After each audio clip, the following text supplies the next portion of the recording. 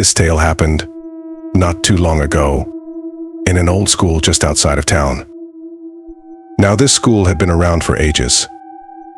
It had all the creepy vibes you'd expect from a place that had seen generations of students come and go. But there was one part of the school that everyone whispered about: the old gymnasium.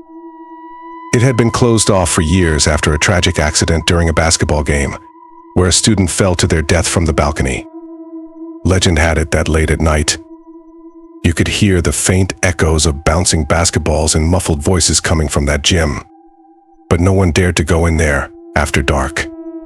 One day, a group of friends, let's call them Alex, Sarah, and Mike, decided they were brave enough to explore the forbidden gym. They waited until nightfall, armed with flashlights and nervous laughter to mask their fear.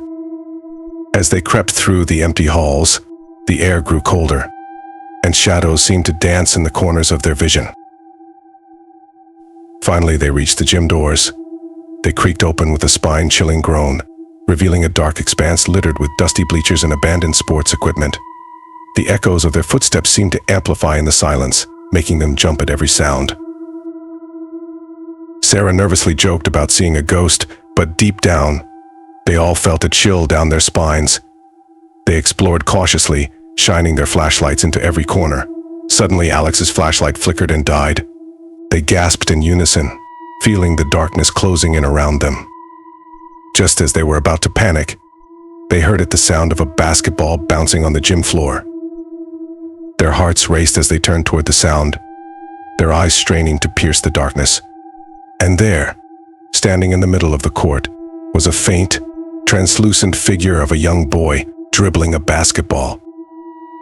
Frozen in fear, they watched as the ghostly figure dribbled closer and closer, its eyes fixed on them with a haunting intensity. Mike, trembling, managed to whisper, "What do you want?" The figure suddenly stopped, its eyes filled with sadness. It pointed towards the balcony overhead. With a sense of dread, they looked up and saw the same boy they saw as a ghost standing on the balcony.